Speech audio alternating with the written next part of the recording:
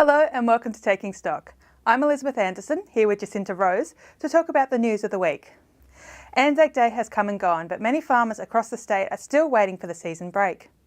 Even those who did get rain in late April are looking to the skies in the hopes of follow-up falls.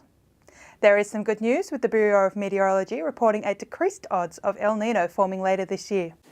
The federal government has committed more than $8 billion towards building an inland rail line from Melbourne to Brisbane. The massive investment was a major feature of Tuesday's budget, with National Farmers Federation President Fiona Simpson praising the government for making regional infrastructure a priority. She said it was a good budget for agriculture and rural and regional Australia.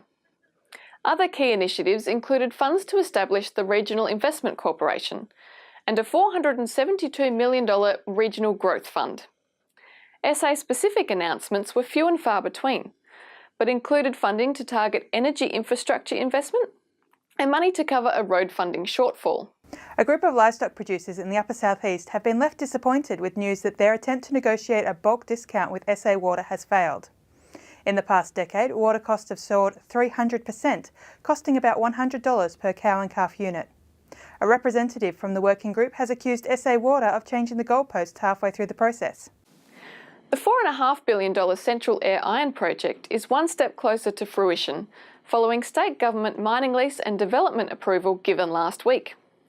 But Eyre Peninsula farmers and businesses continue to feel anxious as details on land acquisition for the proposed mine and rail corridor to Cape Hardy remain unclear. Member for Flinders Peter Treloar said the difficulty for affected landowners was uncertainty about where they stood in the process. Plans for a new grain terminal utilising the Cape Hardy port remain on track, but it'll still be several years before construction begins.